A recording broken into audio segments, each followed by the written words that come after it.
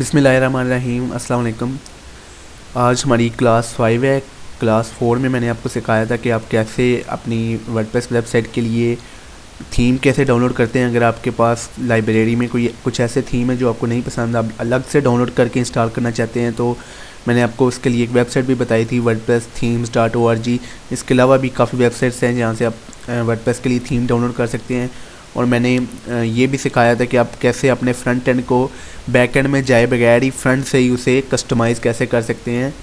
आज की जो हमारी क्लास है वो वर्डप्रेस प्लगइन्स के रिलेटेड है। प्लगइन्स क्या होते हैं, इनका क्या काम होता है वेबसाइट में।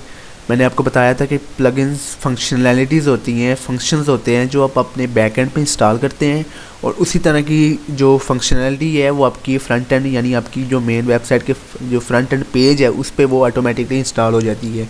इसकी मैंने आपको एक अच्छी एग्जांपल भी दी थी। फॉर एग्जांपल, आप किसी का आर्टिकल पढ़ने के लिए किसी की वेबसाइट पे जाते हैं, कोई भी वेबसाइट या गूगल वेब सर्च करें किसी भी टॉपिक के रिलेटेड, तो आप जब उसे ओपन करेंगे तो उन्होंने सब्सक्राइब वाला प्लगइन इंस्टॉल किया हुआ है, जिसकी वजह से वो आपको ना एक पॉपअप सा आपके सामने आ जाता है और वो कह रहे होते हैं कि आप यहाँ से अपनी ईमेल दे के साइन अप कर लें। ये एक फंक्शनैलिटी है जो अपनी वेबसाइट पे आप सब्सक्राइब वाले प्लगइन से आप इंस्टॉल कर सकते हैं। अभी मैं आपको सिखाऊंगा कि आप कैसे अपनी वेबसाइट पे प्लगइन्स को इंस्टॉल कैसे करते हैं। सबसे पहले आपने अपने ब्राउज़र पे आ जाना है। यहाँ पे मैंने आपको वेबसाइट को एक्सेस करने का तरीका भी बताया था कि आपने अपनी वेबसाइट का नाम लिखना है .000 वेब होस्ट app.com/wp-admin। ये आपने टेक्स्ट लिखना है, अपनी वेबसाइट का नाम, साथ में .000 वेब होस्ट app.com/wp-admin और लिख के आपने एंटर कर देना है।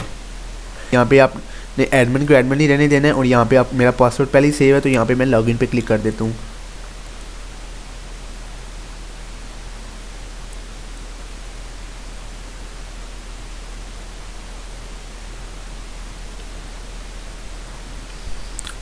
तो जब आपका डैशबोर्ड ओपन हो जाएगा तो आपने अपने डैशबोर्ड की लेफ़्ट साइड पे देखना है, यहाँ पे अपीयरेंस के नीचे ये कुछ प्लगइन्स के साथ 2 लिखा आ रहा है, मतलब जो मेरे वेबसाइट पे ऑलरेडी प्लगइन्स इंस्टॉल हैं उनकी कुछ अपडेट्स भी आई हैं, तो ये मुझे कह रहा है कि आप यहाँ से अपडेट कर लें।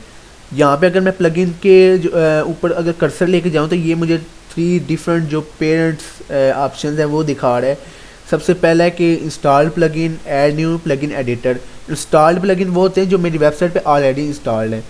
ऐड न्यू प्लगइन से मैं अपनी वेबसाइट पे नई प्लगइन इंस्टॉल कर सकता हूँ, नई फंक्शनैलिटीज़ को अपनी वेबसाइट पे ऐड कर सकता हूँ। प्लगइन एडिटर होता है कि आप अपनी वेबसाइट पे जो आपकी वेबसाइट पे ऑलरेडी प्लगइन इंस्टॉल है, आप उसकी जो लिमिट है उस प्लगइन को काम करने की, आप उससे लिमिट कर सकते हैं कि ये प्लगइन इस हद तक ही काम करे, इससे ज़्यादा काम ना करे। यहाँ पे अगर मैंने प्लगइन को ऐड करना है तो यहाँ पे मैं ऐड न्यू के ऑप्शन पे क्लिक करूँगा। जब मैं ऐड न्यू के ऑप्शन पे क्लिक करूँगा तो यहाँ पे अगर आप थोड़ा सा स्क्रॉल डाउन करें तो यहाँ पे कुछ फीचर्ड प्लगइन्स मेरे सामने आ रहे हैं। यहाँ पे ऊपर आप देखें, यहाँ पे पॉपुलर प्लगइन्स वगैरह मैं क्लिक करूँ तो ये कुछ मेरे सामने जो पॉपुलर प्लगइन्स हैं जो तकरीबन हर वर्डप्रेस वेबसाइट पे इंस्टॉल्ड हैं, आप यहाँ पे देख सकते हैं। ये ऐसे प्लगइन्स होते हैं जो तकरीबन जो आप वेबसाइट्स देखते हैं उनकी बैकएंड पे ये प्लगइन इंस्टॉल होते हैं। फॉर एग्जांपल, ये आप योस्ट एसईओ प्लगइन देखते हैं, तो ये अगर आप अपनी वेबसाइट को रैंक करना चाहते हैं, अपनी वेबसाइट की ग्रोथ करना चाहते हैं कि वो गूगल की सर्च रिज़ल्ट में आए, गूगल की सर्चिंग में थोड़ी रैंक हो, थोड़ी ऑप्टिमाइज़ हो, तो आप योस्ट एसईओ आपके लिए बहुत अच्छा हो सकता है अगर आप इसे बैकएंड पे इंस्टॉल कर लें। यहाँ पे अभी के लिए मेरे वेबसाइट पे ये वाला जो प्लगइन है वो एक्टिव है। इसके अलावा ये यहाँ पे आप क्लासिक एडिटर देख सकते हैं। अगर मैं इसे इंस्टॉल करना चाहूँ तो यहाँ पे इंस्टॉल कर सकता हूँ।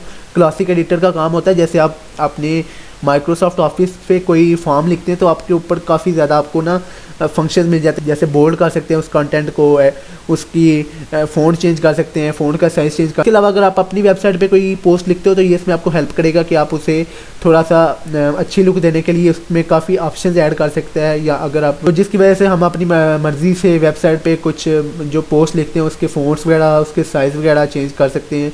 यहाँ पे कुछ मुझे WP security, backup, speed and growth plugins के बारे में बता रहा। अगर मैं ये इंस्टॉल कर लूँ तो मेरी वेबसाइट की थोड़ी स्पीड जो है मोबाइल पे ओपन होने की या किसी लैपटॉप कंप्यूटर पे ओपन होने की वो इंक्रीज़ हो जाएगी। ये रियली सिंपल एसएसएल सर्टिफिकेट है। ये ऐसा प्लगइन है, फॉर एग्जांपल आप किसी की वेबसाइट देखते हो, अक्सर आप देखेंगे आप किसी की वेबसाइट ओपन करते हैं तो ऊपर यहाँ पे यूआरएल पे लिखा आता है नॉट सिक्योर्ड। इसका मतलब ये होता है कि उस वेबसाइट के बैकएंड पे ये वाला प्लगइन इंस्टॉल नहीं है। तो अगर आप इसे इंस्टॉल कर लेते हैं तो ये इससे ये होता है कि आपकी वेबसाइट एक किस्म की यहाँ पे लॉक का आइकन बना आ जाता है, जिससे आप पता चलता है कि आपकी वेबसाइट एक सिक्योर है, आप इस पर कोई स्पैम वगैरह नहीं आपके साथ हो सकता। तो ये भी आपके होस्टिंग के साथ इंक्लूड होता है। अगर आपको होस्टिंग पैकेजेस में मिला हुआ है तो फिर आप इसे इंस्टॉल कर सकते हैं, मुझे नहीं मिला तो मैं इसे नहीं इंस्टॉल कर सकता। तो इसके अलावा आप इसे चेक करें तो काफ़ी आपके सामने प्लगइन्स आ जाएंगे, अपनी मर्ज़ी से आप इसे एडिट कर सकते हैं। ये कुछ एडवांस्ड एडिटर टूल्स है, ये टाइनी एमसी और ये क्लासिक एडिटर तकरीबन दोनों सेम ही चीज़ें हैं, दोनों का काम ये एक ही होता है। यहाँ पे अगर मैं देखूँ तो अगर आप अपनी वेबसाइट पे कोई भी प्लगइन इंस्टॉल करते हैं तो सबसे पहले तो आप ये देखिए कि उस प्लगइन की रेटिंग कितनी है। फॉर एग्जांपल ये 5+ मिलियन एक्टिवेशन है इसकी, 50 लाख से ज़्यादा लोगों ने इसे एक्टिवेट किया है और उसका वो 50 लाख लोगों में से 1930 बंदों ने रिव्यू दिया कि ये प्लगइन कैसा है। तो यहाँ पे उन्होंने 4 स्टार रेटिंग दी है, मतलब ये ठीक है। और इसकी जो लास्ट अपडेट है वो 13 हार्ड अगो है, 13 घंटे पहले उसको अपडेट किया गया है। मतलब ये ऐसे प्लगइन आपको इंस्टॉल करने चाहिए जो अपडेट होते हैं साथ साथ उनकी रेटिंग भी अच्छी हो और ज़्यादा से ज़्यादा लोगों ने इसे एक्टिवेट भी किया हो। यहाँ पे आप एलिमेंटर वेबसाइट बिल्डर देख सकते हैं।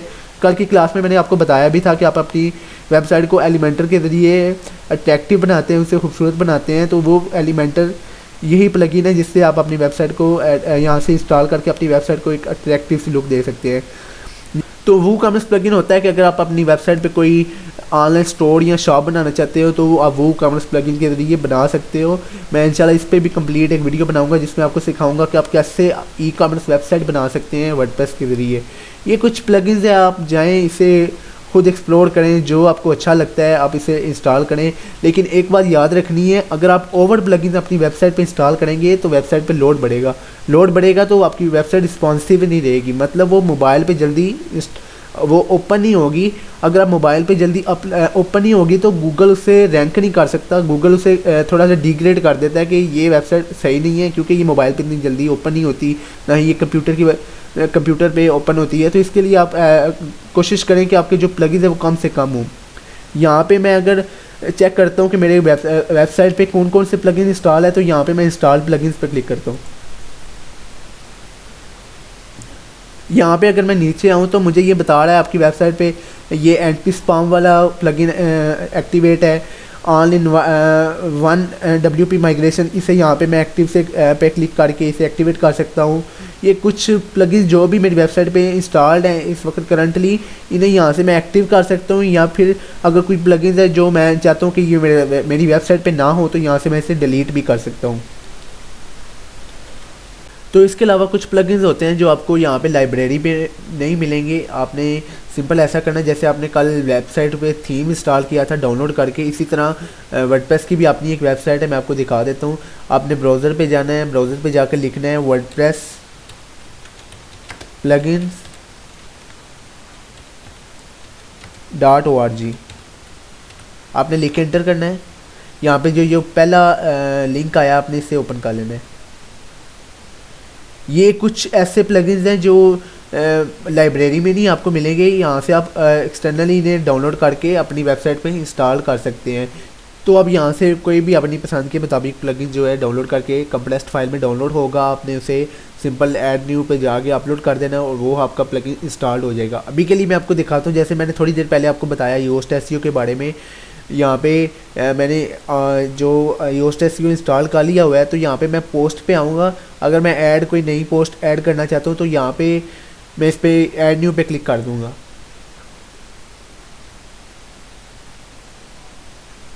तो यहाँ पे जब मैं मेरा पेज ओपन हो जाएगा तो यहाँ पे आप देखिएगा कि ये मुझे बता रहा है ये एसईओ कितनी है। जो मैं आर्टिकल लिखूँगा जिस चीज़ के रिलेटेड वो मुझे दिखाएगा कि वो उसके गूगल में रैंकिंग के कितने चांसेस हैं, उसकी रीडेबिलिटी मतलब कितनी है, वो पढ़ने में कैसा है, मतलब इजी है। और यहाँ से मैं इसके सोशल लिंक्स भी दे सकता हूँ, मैं अपनी फेसबुक से या इंस्टाग्राम वगैरह पे भी वो वाला आर्टिकल शेयर कर सकता हूँ। यहाँ पे मैं एसईओ टाइटल भी दूँगा, स्लग लिख सकता हूँ वो जो आर्टिकल है वो किस चीज़ के रिलेटेड है। और यहाँ पे मैं एक मेटा डिस्क्रिप्शन भी दूंगा। और यहाँ पे ये मुझे मेरा साथ साथ एसईओ स्कोर दिखाता जाएगा कि आप जो कंटेंट लिख रहे हैं उसका एसईओ स्कोर कितना बढ़ रहा है। अगर उसका स्कोर 90 प्लस जाता है तो समझ लें कि उसके आर्टिकल के रैंक होने में सर्च रिजल्ट पे बहुत ज़्यादा चांसेस है। तो योस्ट एसईओ का ये काम होता है आपके जो जब आप पोस्ट करते हैं, ये साथ साथ आपको दिखाता है कि आप जो आर्टिकल लिख रहे हैं वो कैसे है, वो पढ़ने में आसान है, या ये सब कुछ आपको ये योस्ट एसईओ दिखाता है। तो आज के लिए इतना ही था, मैंने आपको सिखाया कि आप कैसे अपनी वेबसाइट मैंने आपको सिखाया कि प्लगइन्स क्या होते हैं, प्लगइन्स को इंस्टॉल कैसे करते हैं। अगर आपकी वेबसाइट पे कोई प्लगइन नहीं है लाइब्रेरी में तो आप कैसे इसे डाउनलोड करके इंस्टॉल करते हैं, और प्लगइन का मेन काम क्या होता है। जैसे मैंने आपको पोस्ट में जाके दिखाया कि ये वाला प्लगइन ये काम कर रहा है, ये साथ साथ एसईओ स्कोर दिखा रहा है। तो ये प्लगइन्स कुछ फंक्शनैलिटीज़ होती हैं जो आपकी वेबसाइट पर ऐड हो जाती हैं। आज की क्लास में इतना ही था। अगर आपका प्लगइन्स के रिलेटेड कोई क्वेश्चन है तो आप मेरे से कमेंट्स में पूछ सकते हैं। शुक्रिया।